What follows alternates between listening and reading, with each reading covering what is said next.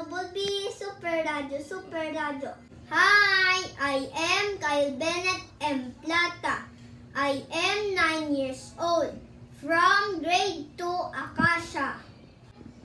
I am here to report about UK variant in our country. DOH confirms 19 more cases of UK variant.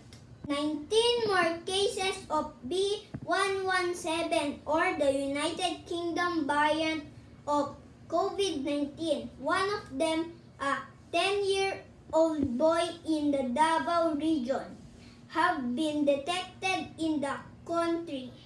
The Department of Health said yesterday there are now 44 UK variant cases of the coronavirus disease nationwide since it was first detected in the country last January 7. Still, the DOH said there is no community transmission of the UK variant in the country. There is no sufficient evidence to say that it is spreading or that there is no community transmission. We have to continuously monitor. DOH Undersecretary Maria Rosario Brehere said. The DOH reported that the 19 additional cases of the UK variant were detected in the 6th batch of 718 swab samples sequenced by the University of the Philippines, Philippine Genome Center last February 8. The 6th batch of samples was sourced from all regions except Bangsamoro Autonomous Region in Muslim Mindanao and were selected to ensure representation of each region as well as areas where spikes in cases have been reported. It said last Friday night. We were trying to get from BARMM but they have not submitted any positive specimen. But of course, this is continuous and this coming week maybe we can get samples from that area, Brehere said. Based on the report, 3 of the 19 cases have indicated current addresses in Davao region.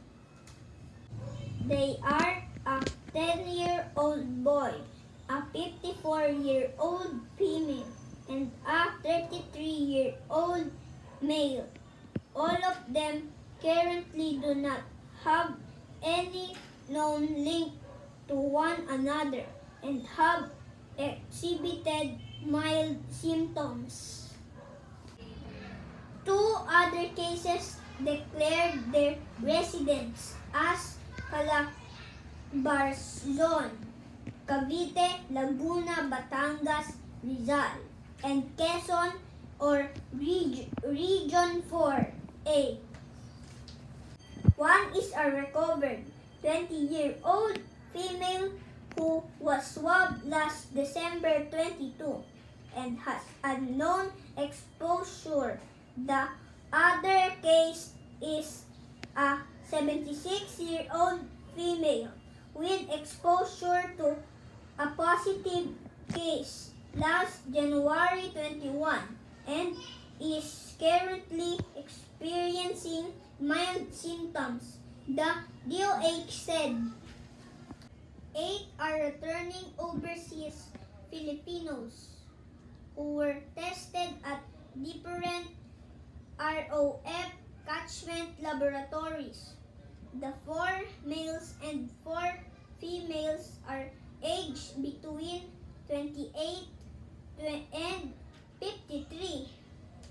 6 of the additional ROF cases are currently being managed in ROF isolation facilities while 2 cases have been tagged as recovered. On the other hand, 6 cases are currently being verified in if they are local cases or ROFs.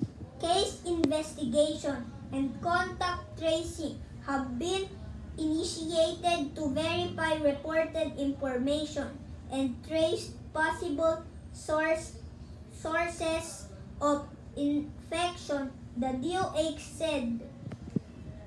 This is the end of my report. Goodbye. See you next time.